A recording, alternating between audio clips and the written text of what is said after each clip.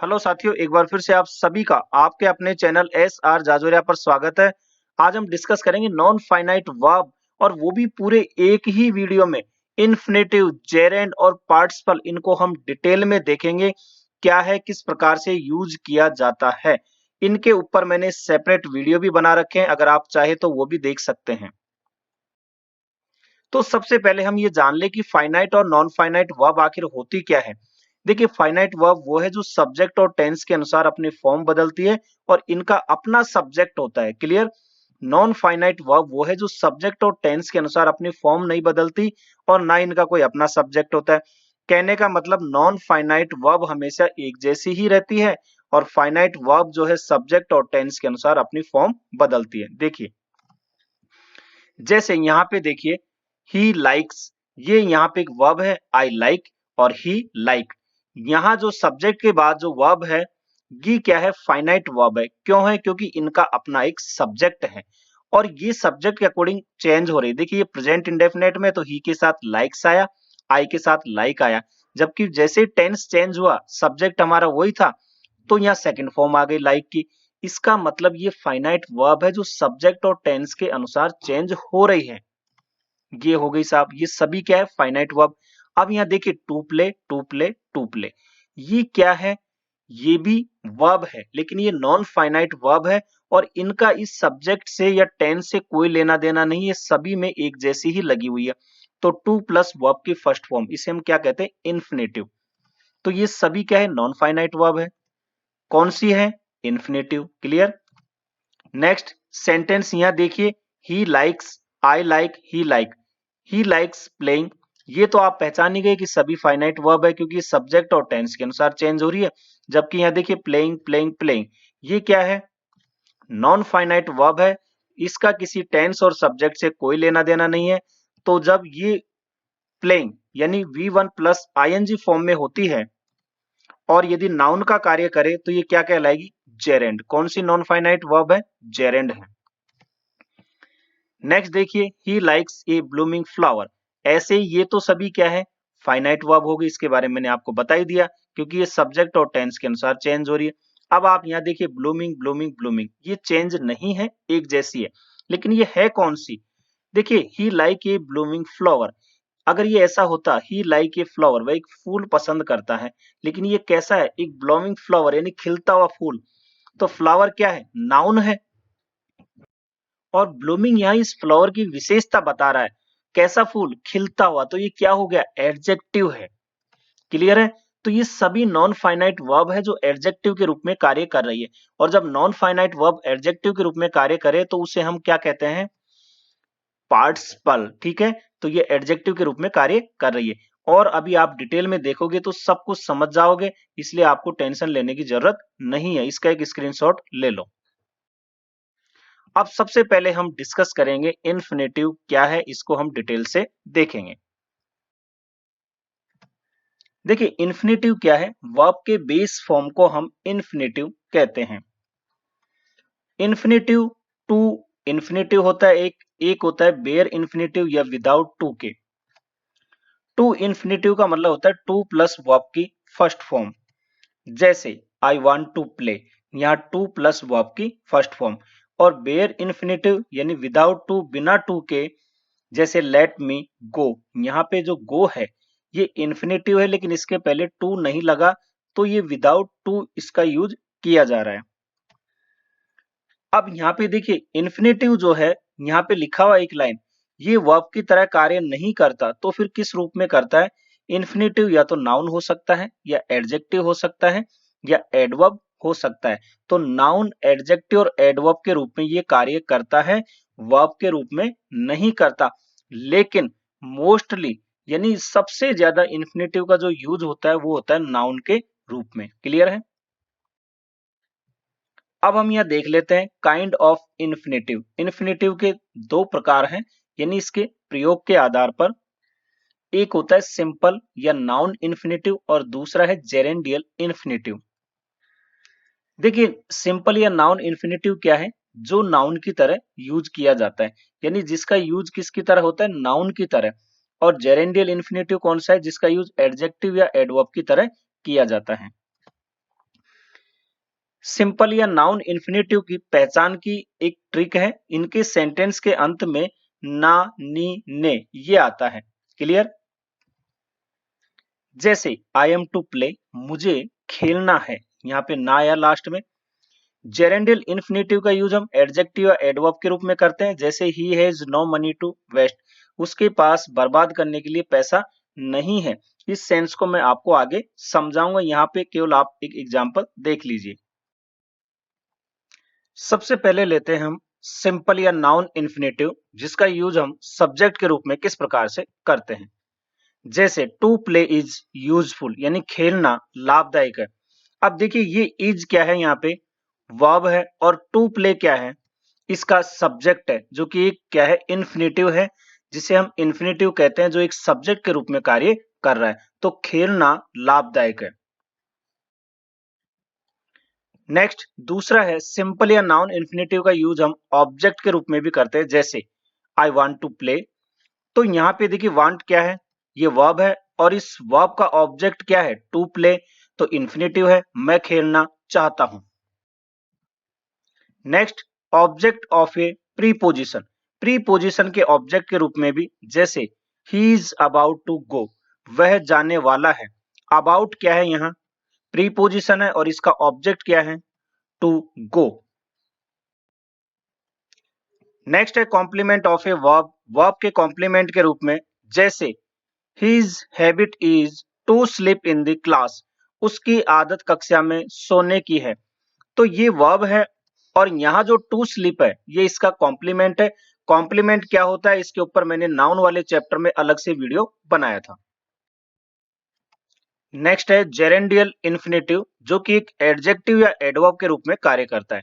तो जेरेंडियल इन्फिनेटिव का use qualify a noun, noun को क्वालिफाई करने के लिए। और आपको पता है नाउन को क्वालिफाई कौन करता है, एडजेक्टिव। तो ये एडजेक्टिव के रूप में कार्य करेगा। जैसे I have no time to work, मेरे पास काम करने का समय नहीं है। यहाँ पे टाइम क्या है, नाउन है, और टू वर्क क्या है, एक इन्फिनेटिव है, जो एडजेक्टिव के रूप में कार्य कर रहा है, क्योंकि ये नाउन को यहाँ क्वालिफाई कर रहा है कि मेरे पास समय नहीं है, किस लिए, टू वर्क यानी कार्य करने के लिए। Next qualify an adjective, adjective को क्वालिफाई करने के लिए, I am happy to meet you, तुमसे मिलकर मैं खुश हूं। हैप्पी क्या है, यहाँ पे एडजेक्टिव है, और एडजेक्टिव को क्वालिफाई कौन करता है, एडवर्ब। तो यहाँ जो टू मीट इन्फिनेटिव है, ये एडवर्ब के रूप में कार्य कर रहा है। नेक्स्ट है क्वालिफाई ए वर्ब, वर्ब को क्वालिफाई करने के लिए किस सेंस में, एक पर्पज यानी किसी उद्देश्य के लिए। जैसे वी ईट टू लिव, हम जीने के लिए खाते हैं। तो यहाँ क्या है, ईट वर्ब है, और इन्फिनेटिव जो है ये वर्ब को क्वालिफाई कौन करता है, एडवर्ब ही करता है। तो टू लिव जो है यहाँ एडवर्ब है, जो कि एक पर्पज को दिखा रहा है कि हम खाते हैं किस लिए, जीने के लिए। नेक्स्ट है जेरेंडियल इन्फिनेटिव का यूज क्वालिफाई ये सेंटेंस, यानी पूरे सेंटेंस को भी क्वालिफाई करता है, जैसे एडवर्ब करता है उसी तरह। जैसे to tell the truth I am very tired, सच कहूं तो मैं बहुत थक गया हूं। जो टू टेल यहाँ पे है, ये किस सेंस में यूज हो रहा है, इन्फिनेटिव के रूप में। क्लियर है? अब यहाँ पे देखिए फॉर्म ऑफ इन्फिनेटिव, इन्फिनेटिव की फॉर्म देख लीजिए। एक तो सिंपल इन्फिनेटिव है, जिसके बारे में मैं भी बता चुका हूं, लेकिन और भी मैं एग्जांपल लूंगा। एक होता है कंटिन्यूअस इन्फिनेटिव, परफेक्ट इन्फिनेटिव, और perfect continuous infinitive. Simple infinitive active और पैसिव दो फॉर्म में यूज होता है। ये यहाँ पे सारणी है, इनको हम डिटेल में भी देखेंगे अभी आगे। कंटिन्यूअस इन्फिनेटिव केवल एक्टिव फॉर्म में यूज होता है। परफेक्ट इन्फिनेटिव एक्टिव और पैसिव दोनों फॉर्म में यूज होता है, और perfect continuous infinitive active form में यूज होता है। आप एक काम कीजिए, इसका एक स्क्रीनशॉट ले लीजिए, ताकि आपको आगे दिक्कत ना आए देखने के लिए। सबसे पहले लेते हैं सिंपल इन्फिनेटिव। मैंने पहले ही बताया था इसका यूज नाउन की तरह होता है। सेंटेंस में ना ने नी होता है, जैसे आई एम टू प्ले, मुझे खेलना है। टू का मतलब इसके अलावा और भी होता है, जैसे करने के लिए, करने का, करना या करने, इस सेंस में भी इनका यूज होता है। सिंपल इन्फिनेटिव मतलब होता है टू प्लस वर्ब की फर्स्ट फॉर्म। यहाँ पे वर्ब वर्ब टू बी के साथ इन्फिनेटिव का यूज किया जाता है। तो टू बी के साथ पहले हम देखते हैं प्रेजेंट टेंस में, जहां इज एम आर के साथ हम इन्फिनेटिव का यूज करते हैं। किस सेंस में? जब कोई कार्य फ्यूचर में पूर्व निर्धारित प्लान के अनुसार होगा, यानी पहले से आपका वो प्लान है, कोई कार्यक्रम है, उसके अनुसार होगा। तो सबसे पहले हम देखते हैं प्रेजेंट में। तो जैसे I am to go, I am, ठीक है, यहां पे आया। इसके बाद to go, to plus verb की फर्स्ट फॉर्म, जैसे मैं जाने को हूं या मैं जाने वाला हूं, कि मेरा एक निर्धारित समय था जाने का, अब वो हो गया, मैं जाने वाला हूं, यानी पूर्व प्लान था। तो ये हमारा इन्फिनेटिव हुआ। The programme is to start at 5 o'clock, यानी कार्यक्रम 5 बजे शुरू होने वाला है, पूर्व निर्धारित समय अनुसार, प्रेजेंट की बात हो रही है। सूचना और आदेश के लिए भी हम सिंपल इन्फिनेटिव का यूज करते हैं प्रेजेंट में। कैसे? You are to stand quiet in this corner, तुम्हें इस कोने में चुपचाप खड़ा रहना है। तो यहाँ प्रेजेंट है, आर का यूज हुआ, फिर टू स्टैंड यानी वर्ब की फर्स्ट फॉर्म, यानी क्या हुआ, टू प्लस वर्ब की फर्स्ट फॉर्म। तो क्या है, ये इन्फिनेटिव है। I am to stay here till 2 o'clock, मुझे 2 बजे तक यहाँ रुकना है। तो ये आदेश दिया गया है आपको, इस सेंस में इसका यूज किया गया है। नेक्स्ट, पास्ट में देखें हम, इसी सेंस में पास्ट में जब कोई कार्य किसी प्लान के अनुसार होने वाला था लेकिन वह हुआ नहीं, तो यहाँ पे हम वाज वर प्लस इन्फिनेटिव का यूज करते हैं। जैसे यू वर टू राइट, तुम लिखने वाले थे लेकिन नहीं लिखे। He was to sell his car, वह अपनी कार बेचने वाला था लेकिन नहीं बेचा।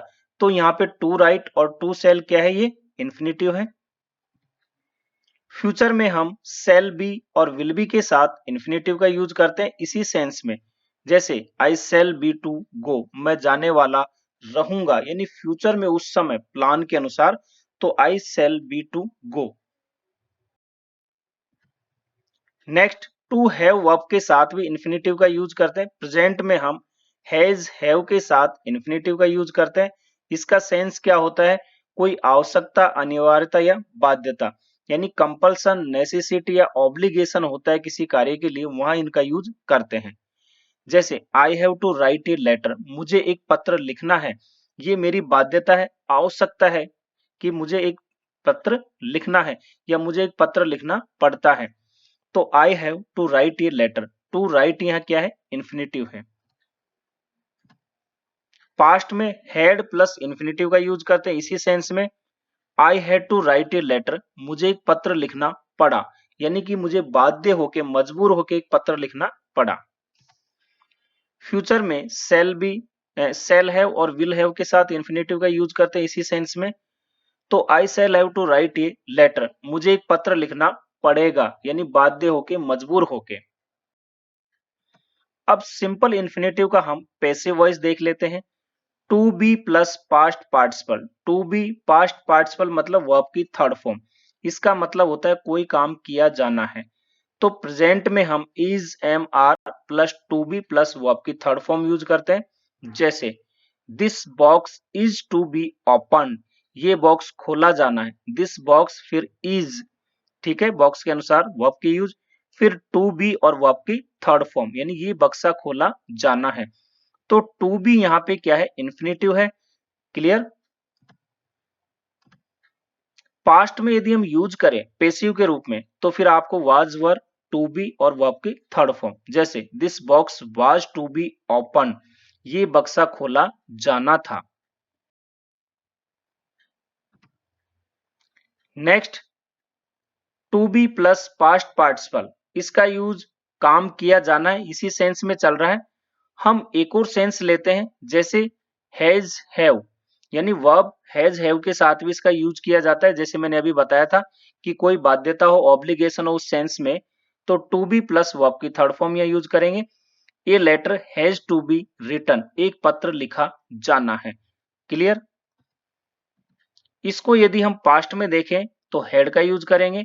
ये letter had to be written, एक पत्र लिखा जाना पड़ा था, यानी ऑब्लिगेशन है, बाध्य होकर के। ऐसे ही फ्यूचर में शैल हैव और विल हैव के साथ टू बी प्लस वर्ब की थर्ड फॉर्म, ये letter will have to be written, एक पत्र लिखा जाना पड़ेगा। तो ये पेसिव फॉर्म में है, जो मैंने आपको टू बी वर्ब के साथ और टू हैव वर्ब के साथ दोनों के साथ बताया है किस तरह से इन्फिनेटिव को आपको यूज करना है। नेक्स्ट है कंटिन्यूअस इन्फिनेटिव। कैसे है? To be plus present participle का यूज करना है, यानी टू बी प्लस वर्ब की फर्स्ट फॉर्म में आईएनजी, और इसका मतलब होता है काम कर रहा होना। इसके लिए एक इंपॉर्टेंट है कि कुछ लिमिटेड वर्ब है जिनके साथ हम कंटिन्यूअस इन्फिनेटिव का यूज करते हैं, जैसे seem, appear, happen, pretend, think, hope. जैसे देखिए, इसको देखिए, ही सीम्स, फिर टू बी और वर्ब की फर्स्ट फॉर्म में आईएनजी, यानी कि ये प्रेजेंट पार्टिसिपल हो गया। To be living in this city, ऐसा लगता है वह इस शहर में रह रहा है।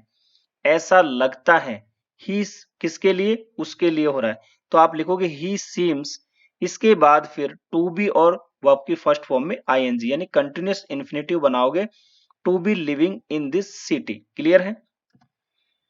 ऐसा लगता है शेर तुम्हारी ओर आ रहा है। The lion appears to be coming towards you. तो इस तरह से आपको सेंटेंस बनाना है। चलिए मैं इसका दूसरा फॉर्मेट भी बता देता हूं, लेकिन मैंने यहाँ यूज किया किसका? कंटिन्यूअस इन्फिनेटिव का। ये सेंटेंस ऐसे भी बन सकते हैं, जैसे इट अपीयर्स दैट का यूज करके, the line is coming towards you. ये सेंटेंस आप ऐसे भी बना सकते हो, इस वाले को भी ऐसे भी बना सकते हो दैट का यूज करके। दैट का यूज करके आप सिंपल जो है ये कंटिन्यूअस फॉर्म में बना दो ऐसे कैसे, लेकिन हमें यूज किसका करना था? कंटिन्यूअस इन्फिनेटिव का। तो फिर मैंने यहाँ इस तरह से आपको करके बताया है। नेक्स्ट, कंटिन्यूअस इन्फिनेटिव का यूज हम मॉडल वर्ब के बाद भी करते हैं, लेकिन यह विदाउट टू के सेंस में होता है। ये बात मैं आपको वहां भी बताऊंगा जब बेयर इन्फिनेटिव के बारे में बताऊंगा। यू शुड बी रीडिंग, तुम पढ़ रहे होना चाहिए।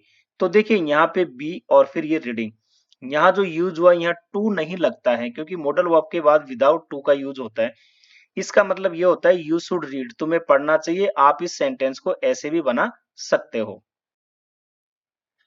Next, perfect infinitive. Perfect infinitive मतलब होता है टू हैव, इसके बाद पास्ट पार्टिसिपल यानी वर्ब की थर्ड फॉर्म यूज करनी है, यानी काम कर चुका होना।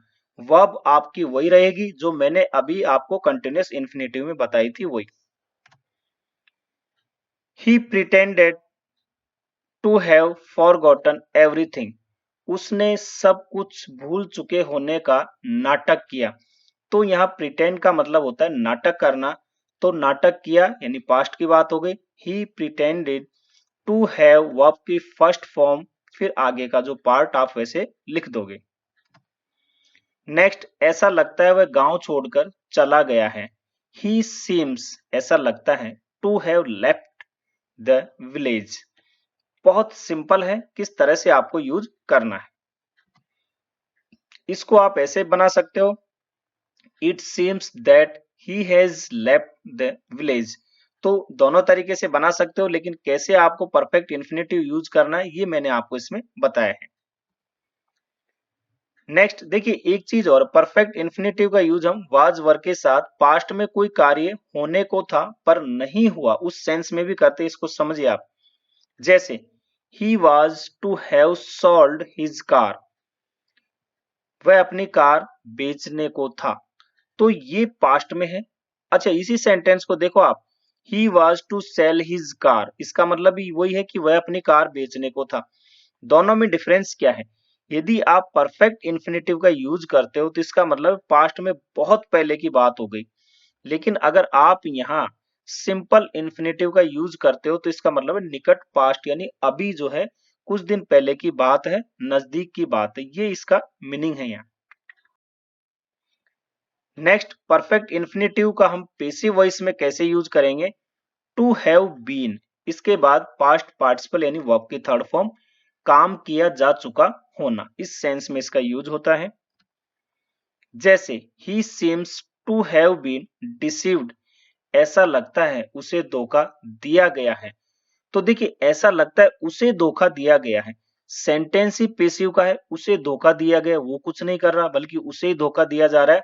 तो सेंटेंस पेसिव का है, आपको उसी आधार बनाना है। तो he seems to have been और फिर वर्ब की थर्ड फॉर्म। ऐसा लगता है उसे फंसाया गया है। He seems to have been trapped. तो देखिए ऐसे होता है कि वह फंस गया है, जब तो ये कैसा होता है एक्टिव का सेंटेंस, लेकिन उसे फंसाया गया, वो थोड़ी कुछ कर रहा है, उसे ही फंसाया गया, तो ये पेसिव का सेंटेंस है। नेक्स्ट, परफेक्ट कंटिन्यूअस इन्फिनेटिव कैसे बनाओगे? To have been plus present participle यानी वर्ब की फर्स्ट फॉर्म में आईएनजी। ऐसा लगता है वह सुबह से वहां खड़ा हुआ है। ठीक है, तो किसमें है? परफेक्ट कंटिन्यूअस में है। आप कैसे करोगे? He seems to have been standing there since morning, यानी कि सुबह से वहां खड़ा हुआ है। तो यहाँ पे आपने to have been plus verb की फर्स्ट फॉर्म में आईएनजी। आपको पता है परफेक्ट कंटिन्यूअस में आप वैसे भी हैज, हैव बीन और वर्ब की फर्स्ट फॉर्म में आईएनजी करते हो, केवल आपको यहाँ टू ही तो लगाना था, बस आपका इन्फिनेटिव बन गया ये। ऐसा लगता है वह 5 साल से इस शहर में रह रहा है। समय की बात दी हुई है, इसलिए हमारा ये किसमें? परफेक्ट कंटिन्यूअस में है। तो he seems to have been living in this city for 5 years। Clear? Next अब देखते हैं बेयर इन्फिनेटिव यानी इन्फिनेटिव विदाउट टू के।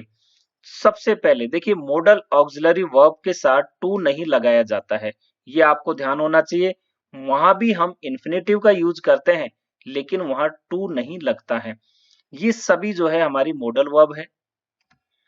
जैसे I will play, sorry Ravi will play, Ravi खेलेगा। अब यहाँ अगर देखिए सामान्यतः हम ये कहते हैं कि शैल बी, विल बी, फिर वर्ब की फर्स्ट फॉर्म लगाते हैं, तो एक्चुअली ये जो फर्स्ट फॉर्म है ना, ये क्या है? इन्फिनेटिव है, लेकिन यहाँ टू का यूज नहीं होता, यानी बिना टू के ये यहाँ कार्य करता है। रवि कैन प्ले, रवि खेल सकता है, तो कैन है, कैन के बाद ये वर्ब की फर्स्ट फॉर्म है। हम ऐसे ही समझते हैं कि मॉडल के बाद वर्ब की फर्स्ट फॉर्म आती है, जो फर्स्ट फॉर्म आती है ना वो क्या है? ये इन्फिनेटिव है, लेकिन बिना टू के आती है। लेकिन यह एक विशेष ध्यान रखना, ought और use के साथ टू लगता है। ये जो मॉडल वर्ब है इनके साथ टू का यूज होता है। कैसे? He used to smoke, to smoke, वह धूम्रपान किया करता था। Clear? We ought to respect our elders, हमें अपने बुजुर्गों का आदर करना चाहिए। तो ought के बाद टू और वर्ब की फर्स्ट फॉर्म यानी टू रेस्पेक्ट। क्लियर है? ये ध्यान रखना, इन मॉडल वर्ब के साथ टू का यूज किया जाता है। Next, modal verb dare not और नीड नॉट के बाद हम विदाउट टू का यूज करते हैं। जैसे he need not come here, उसे यहाँ आने की जरूरत नहीं है। तो यहाँ जो कम है इसके पहले आपको टू नहीं लगाना, यानी बिना टू के, यानी बेयर इन्फिनेटिव का यूज करना है। ऐसे ही डेयर नॉट कम हियर, उसकी यहाँ आने की हिम्मत नहीं है, तो आपने यहाँ टू का यूज नहीं किया। लेकिन यदि डेयर और नीड का यूज यदि मेन वर्ब के रूप में हो, तो फिर आपको इनके साथ टू लगाना है। जैसे he need to come here, need यहाँ मेन वर्ब के रूप में कार्य कर रहा है, तो अब आप टू प्लस वर्ब की फर्स्ट फॉर्म यानी इन्फिनेटिव का यूज आपने किया टू के साथ, उसे यहाँ आने की जरूरत है। Next, had better, would rather, would sooner, sooner than, rather than और हैड सूनर के बाद भी आपको टू का यूज नहीं करना, मतलब बेयर इन्फिनेटिव का ही यूज करना है। जैसे you had better consult a doctor, तुम्हें डॉक्टर की सलाह लेना उचित होगा। तो हैड बेटर के बाद ये जो कंसल्ट है, इसके पहले हमने टू नहीं लगाया है। क्लियर? यहाँ बेयर इन्फिनेटिव का यूज करना है इनके बाद। Next, I would rather die than beg, मैं भीख मांगने से अधिक मरना पसंद करूंगा। तो वुड रादर देन है, तो यहाँ कहीं भी आपको टू का यूज नहीं करना है।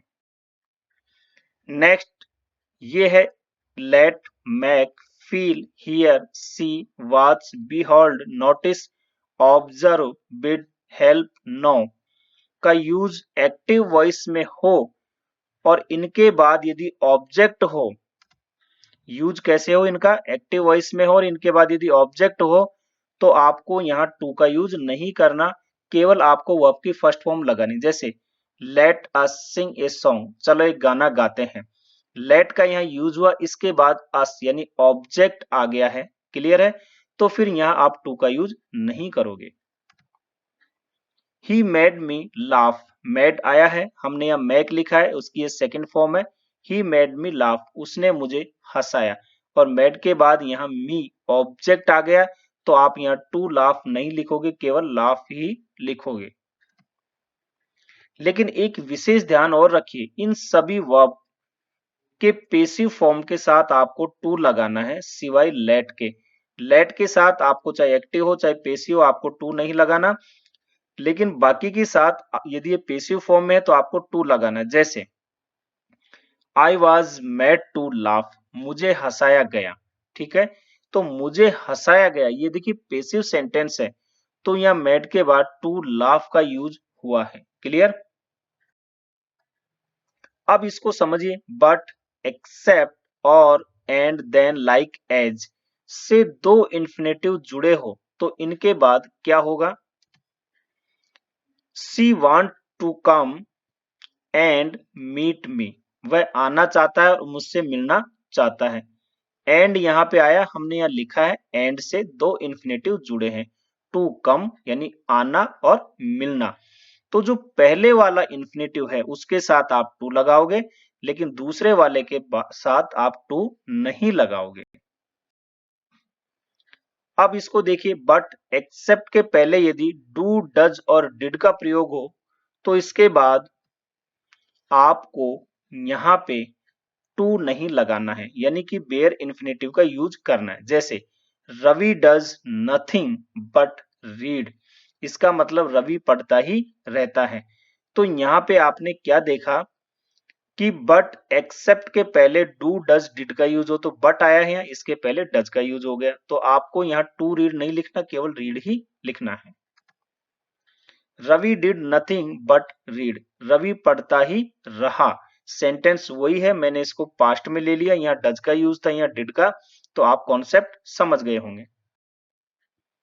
अब देखिए, हैव, हैज और हैड, इनके बाद नाउन या प्रोनाउन हो तो फिर इसके बाद क्या होगा? आपको बेयर इंफिनिटिव यूज करना है बिना टू के। जैसे I had him know his mistake, had का यूज हो गया।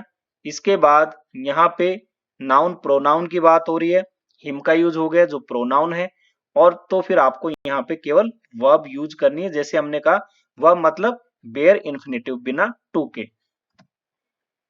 दे will have you accept your fault, have आया है, यू आ गया प्रोनाउन, तो फिर आपको यहाँ बेयर इंफिनिटिव का यूज करना है।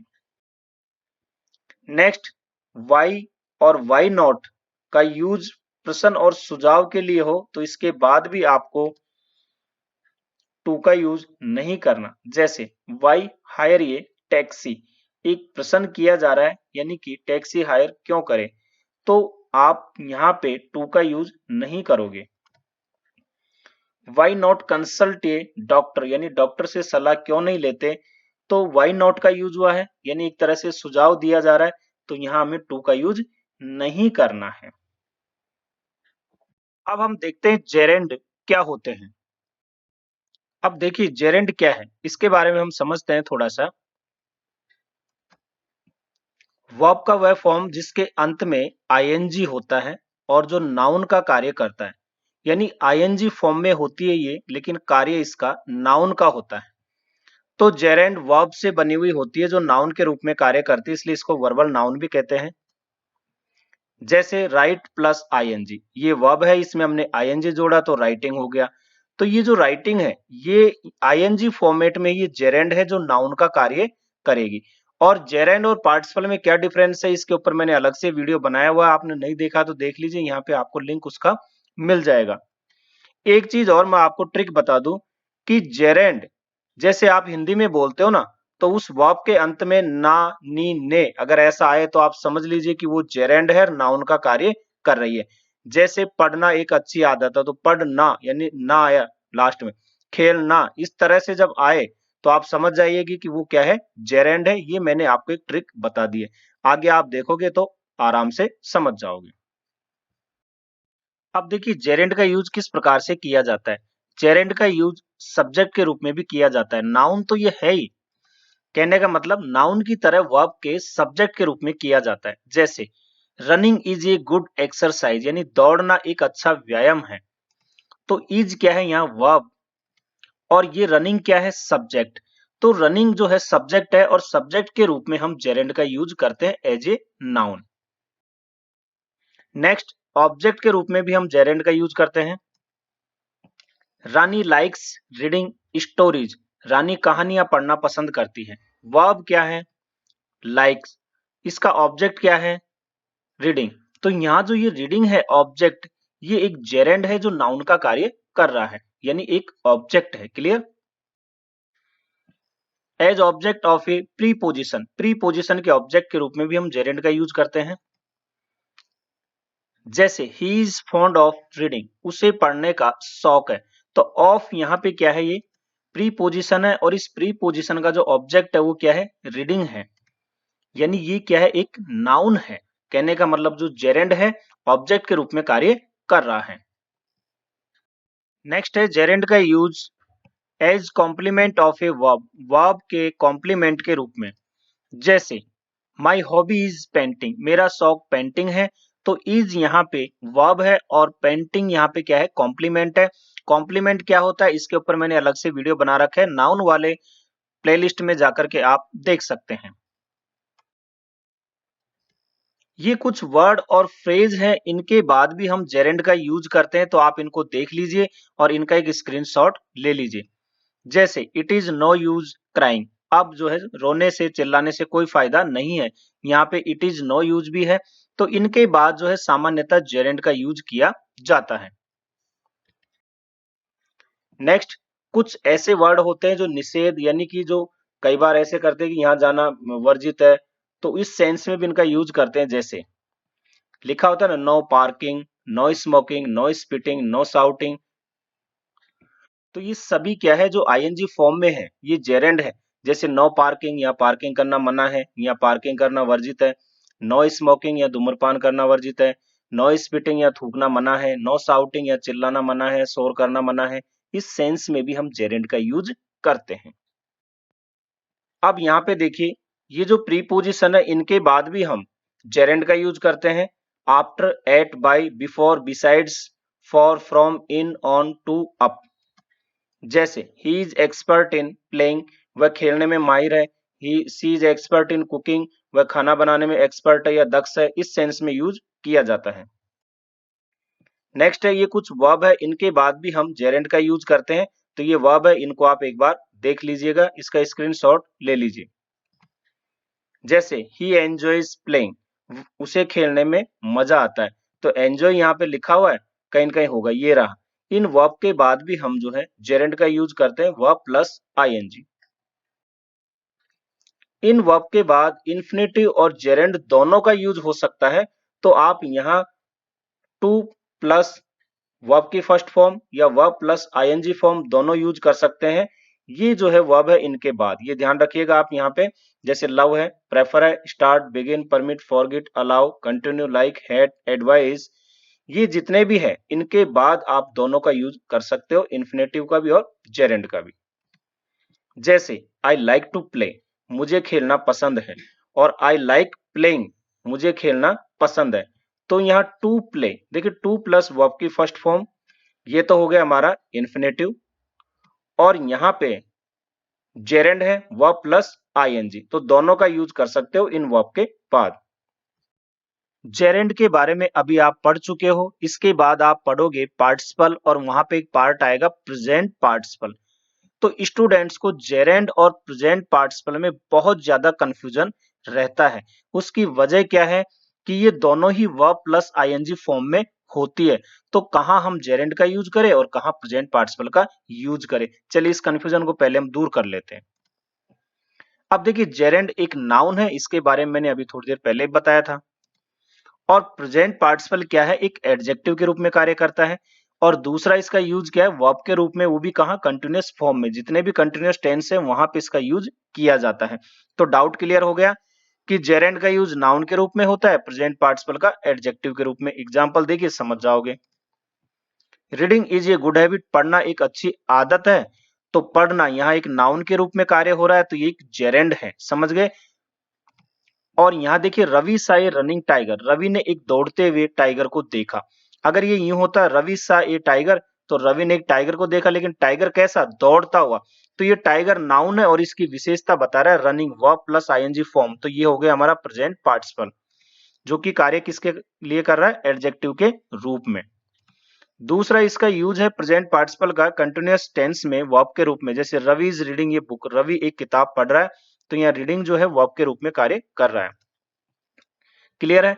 अब एक चीज और मैं आपको बता दूं, यहाँ पे देखिए, जेरेंड के रूप में जब हम जेरेंड का यूज एक नाउन के रूप में होता है, तो इसको पहचान करने का एक सीधा सा तरीका है, जब भी हिंदी की वर्ब में ना, ने, नी आए ऐसे, जैसे पढ़ना, खेलना, कूदना, तो ना पीछे आए तो समझ जाइए कि वो जेरेंड है जो नाउन का कार्य कर रहा है। क्लियर। अब हम डिस्कस करेंगे पार्टिसिपल में और डिटेल से इसको हम देखेंगे। पार्टिसिपल क्या होते हैं, जिसमें वर्ब और एडजेक्टिव के गुण पाए जाते हैं, इसे हम वर्बल एडजेक्टिव भी कहते हैं। क्यों? क्योंकि इसमें वर्ब और एडजेक्टिव दोनों के गुण पाए जाते हैं, इसलिए। अब पार्टिसिपल तीन प्रकार के होते हैं, एक है प्रेजेंट पार्टिसिपल, दूसरा है पास्ट पार्टिसिपल और तीसरा है परफेक्ट पार्टिसिपल। प्रेजेंट पार्टिसिपल क्या होता है, वर्ब प्लस आईएनजी, जैसे रीडिंग। पास्ट पार्टिसिपल क्या होता है, वर्ब के साथ डी, ईडी या टी, कहने का मतलब वर्ब की थर्ड फॉर्म, जैसे टॉक, बर्न। परफेक्ट पार्टिसिपल क्या है, हैविंग प्लस पास्ट पार्टिसिपल, यानी हैविंग प्लस वर्ब की थर्ड फॉर्म, जैसे हैविंग, टाइप। बस अब आराम से बैठ जाइए, वीडियो को पूरा देख लीजिए, यही हमारा कॉन्सेप्ट है, बहुत इंटरेस्टिंग कॉन्सेप्ट है। प्रेजेंट पार्टिसिपल का लेते हैं सबसे पहले। इसका यूज देखिए, एक्टिव फॉर्म में वर्ब प्लस आईएनजी के रूप में होता है, जैसे लुकिंग, और पैसिव फॉर्म में बीइंग प्लस वर्ब की थर्ड फॉर्म, जैसे बीइंग लुक्ड। पहला यूज प्रेजेंट पार्टिसिपल का कंटिन्यूअस टेंस में, जितने भी कंटिन्यूअस टेंस है उसमें हम प्रेजेंट पार्टिसिपल का ही यूज करते हैं, वर्ब प्लस आईएनजी फॉर्म में। जैसे रवि इज रीडिंग, रवि पढ़ रहा है। देखिए, प्रेजेंट कंटिन्यूअस का है, बिल्कुल मैंने यही लिखा कि कंटिन्यूअस फॉर्म में हम प्रेजेंट पार्टिसिपल का यूज करते हैं, ये reading. Ravi was reading, Ravi पढ़ रहा था, ये हमारा पास्ट कंटिन्यूअस का है। Ravi will be reading, Ravi पढ़ रहा होगा, ये फ्यूचर कंटिन्यूअस का है। तो प्रेजेंट पार्टिसिपल का पहला यूज क्या हुआ, कंटिन्यूअस फॉर्म में टेंस, जितने भी टेंस कंटिन्यूअस फॉर्म में उनमें इनका यूज करना। दूसरा क्या है, प्रेजेंट पार्टिसिपल का यूज एडजेक्टिव के रूप में। क्लियर है। तो एडजेक्टिव क्या करता है, किसी नाउन की विशेषता बताता है। तो यहाँ भी यदि वर्ब प्लस आईएनजी फॉर्म में कोई नाउन की विशेषता बता रहा है, तो वो क्या होगा, प्रेजेंट पार्टिसिपल। देखिए कैसे, रवि साई रनिंग लॉयन, रवि ने एक दौड़ता हुआ शेर देखा। सिंपल सेंटेंस कैसे होता, रवि साई लॉयन, रवि ने एक शेर देखा, लेकिन शेर कैसा देखा, उसने दौड़ता हुआ। तो लॉयन क्या एक नाउन है, उसकी विशेषता कौन बता रहा है, रनिंग, यानी दौड़ता हुआ। तो ये वर्ब की आईएनजी फॉर्म में है, तो ये क्या है, विशेषता बता रहा है, यानी कि प्रेजेंट पार्टिसिपल है, जो कि एक एडजेक्टिव है। क्लियर है। That was a boring movie, वह एक उबाऊ पिक्चर थी। तो मूवी यहाँ नाउन है, कैसी मूवी थी, बोरिंग। तो बोरिंग यहाँ पे क्या है, एक प्रेजेंट पार्टिसिपल है, जो कि एडजेक्टिव के रूप में कार्य कर रहा है, क्योंकि इस नाउन की विशेषता बता रहा है कि मूवी कैसी थी, बोरिंग थी। नेक्स्ट, प्रेजेंट पार्टिसिपल का यूज हम पेसिव फॉर्म में भी करते हैं, प्रेजेंट और पास्ट टेंस में, जहां बीइंग प्लस वर्ब की थर्ड फॉर्म का यूज करते हैं। तो यूज नंबर 3 क्या हुआ इसका, पेसिव वॉइस के रूप में। जैसे ए बॉय इज बीइंग टॉट, लड़का पढ़ाया जा रहा है। तो यहाँ पे बीइंग है ना, ये क्या है, वर्ब प्लस आईएनजी, जो कि प्रेजेंट पार्टिसिपल है, और इसका यूज किस में हो रहा है, पेसिव वॉइस के रूप में किया जा रहा है, कि लड़का पढ़ाया जा रहा है। तो ये हमारा किस में है, प्रेजेंट कंटिन्यूअस में पेसिव फॉर्म है। तो is am are being plus verb की थर्ड फॉर्म हम यूज करते हैं। तो a boy is being taught, वैसे लड़का पढ़ाया जा रहा था। यदि हम देखें इसको पास्ट कंटिन्यूअस में, a boy was being taught, लड़का पढ़ाया जा रहा था। फोर्थ इसका यूज है, जब एक ही व्यक्ति दो कार्य एक साथ करता है। देखिए इस कॉन्सेप्ट को समझिए, जब व्यक्ति एक ही है, कार्य दो है, लेकिन दोनों एक साथ हो रहे हैं। जैसे Ravi was reading a book, Ravi एक किताब पढ़ रहा था। और Ravi was sitting on the chair, Ravi कुर्सी पर बैठा था। व्यक्ति एक ही है, रवि किताब भी पढ़ रहा है, कुर्सी पर भी बैठा है। ऐसी स्थिति में इस तरह के दो सेंटेंस होते हैं तो हम प्रेजेंट पार्टिसिपल का यूज करते हैं। तो आप एक वर्ब को आप किस में बदलोगे? प्रेजेंट पार्टिसिपल में। जैसे सिटिंग ऑन द चेयर, और सेंटेंस की शुरुआत भी आप इसी से करोगे। क्लियर है? तो sitting on the chair Ravi was reading a book, कुर्सी पर बैठकर रवि एक किताब पढ़ रहा था। तो देखिए, व्यक्ति एक ही है, रवि कुर्सी पर भी बैठा था और उसी समय किताब भी पढ़ रहा था। तो एक व्यक्ति एक साथ दो कार्य जब करता है तो आप प्रेजेंट पार्टिसिपल से सेंटेंस को शुरू करें। क्लियर है? Next, use number 5। जब एक ही व्यक्ति दो कार्य करता है, इसको भी ध्यान से देखिए। व्यक्ति एक ही है, कार्य दो है, परंतु दूसरा कार्य पहले के जस्ट तुरंत बाद होता है। तो जो पहले कार्य हुआ उसके लिए हम प्रेजेंट पार्टिसिपल का यूज करेंगे। देखिए कैसे। Ravi saw a lion, Ravi ने एक शेर देखा। और रवि ran away, रवि भाग गया। पहला कार्य क्या था? पहले रवि भागेगा या शेर देखेगा? पहले शेर देखेगा। पहले उसने शेर देखा, शेर को देख के वो भाग गया। पहले के जस्ट बाद दूसरा कार्य हुआ, जैसे ही शेर देखा वो भाग गया। क्लियर है? कॉन्सेप्ट हमारा ये समझ में आ रहा है? तो पहला कार्य क्या हुआ? शेर देखना। इसको आप प्रेजेंट पार्टिसिपल में बना दीजिए। वर्ब क्या है? सा, सेकंड फॉर्म में है, तो इसकी फर्स्ट फॉर्म होती है सी, तो आप सीइंग से शुरू कर दोगे। तो seeing a lion Ravi ran away, दूसरा सेंटेंस वैसे वैसे उतर जाएगा कि शेर को देखकर रवि भाग गया। व्यक्ति एक ही है, कार्य दो हो रहा है, लेकिन दूसरा कार्य पहले के जस्ट बाद हो रहा है, तब भी हम प्रेजेंट पार्टिसिपल का यूज करेंगे। नेक्स्ट 6 नंबर देखिए। यदि एक सेंटेंस में इज, आर, एम या वाज वर जैसी वर्ब का यूज हुआ हो तो इनकी जगह हम प्रेजेंट पार्टिसिपल से सेंटेंस को बनाएंगे, लेकिन यहाँ यूज हम बीइंग का करेंगे। Is, am, are, was were की जगह, ये ध्यान रखिएगा। तो ही इज इंटेलिजेंट, वह बुद्धिमान है, यहाँ इज आया है एक सेंटेंस में। और he can solve this question, वह ये प्रश्न हल कर सकता है। तो कॉन्सेप्ट क्लियर है? बीइंग का यूज करके बना दीजिए। तो being intelligent he can solve this question, बुद्धिमान होने के कारण वह ये प्रश्न हल कर सकता है। अगला यूज है यूज नंबर 7। देखिए इसका, देखिए क्या है। एज, सिंस, बिकॉज से शुरू होने वाली सबऑर्डिनेट क्लॉज की जगह हम प्रेजेंट पार्टिसिपल का यूज करते हैं। देखिए कैसे। As he is poor he can't buy a car, क्योंकि वह गरीब है इसलिए वह कार नहीं खरीद सकता। एज से शुरू हुआ है हमारा ये सेंटेंस, तो एज हमारा यहाँ कंजक्शन हुआ और इससे शुरू होने वाला ये जो पार्ट है ये सबऑर्डिनेट क्लॉज हो गया हमारा। क्लियर है? अब चूंकि ये is, am, are, was were से शुरू हुआ, मैंने अभी पहले थोड़ी देर पहले बताया, तो आप यहाँ बीइंग का यूज करोगे इस सेंस में। तो बना दीजिए being poor he can't buy a car, गरीब होने के कारण या गरीब होने के नाते वह कार नहीं खरीद सकता है। आप देखिए यहाँ पे एज या since he walks very fast he can reach his house in 10 minutes, क्योंकि वह तेज चलता है इसलिए वह 10 मिनट में अपने घर पहुंच सकता है। एज सिंस से शुरू हुआ है इस सबऑर्डिनेट क्लॉज से, तो आप प्रेजेंट पार्टिसिपल का यूज करोगे, लेकिन वर्ब यहाँ है क्या है? वॉक, यानी चलना। इसको कन्वर्ट कर दीजिए प्रेजेंट पार्टिसिपल में। Walking very fast he can reach his house in 10 minutes. अब यहाँ पे देखिए, यहाँ इज था इसलिए हमने इसको बीइंग बनाया। इससे पहले मैंने रूल नंबर 6 बताया उसके अकॉर्डिंग, लेकिन यहाँ पे वर्ब है तो आप उसी को आईएनजी फॉर्म में बनाओगे। क्लियर? नेक्स्ट आता है पास्ट पार्टिसिपल। पास्ट पार्टिसिपल का पहला यूज है, पास्ट पार्टिसिपल का मतलब क्या होता है? वर्ब की थर्ड फॉर्म। इसका पहला यूज है परफेक्ट टेंस में। जितने भी परफेक्ट टेंस है उनमें हम पास्ट पार्टिसिपल यानी वर्ब की थर्ड फॉर्म का यूज करते हैं। जैसे Ravi has finish his homework, Ravi ने अपना गृह कार्य पूरा कर लिया है। हैज प्लस वर्ब की थर्ड फॉर्म, ये हमारा प्रेजेंट परफेक्ट का है। यहां भी हमने फिनिश यानी वर्ब की थर्ड फॉर्म के रूप में पास्ट पार्टिसिपल का यूज किया। नेक्स्ट इसी सेंटेंस को हम देखें पास्ट परफेक्ट में। Ravi had finish his homework, तो हैड प्लस वर्ब की थर्ड फॉर्म, तो रवि ने अपना गृह कार्य पूरा कर लिया था। इसी को हम फ्यूचर में देखें, Ravi will have finish his homework, तो फ्यूचर में हम विल हैव या शैल हैव का यूज करते हैं। रवि के साथ विल हैव का यूज होगा और वर्ब की थर्ड फॉर्म जो कि क्या है? पास्ट पार्टिसिपल है। तो रवि अपना गृह कार्य पूरा कर चुकेगा।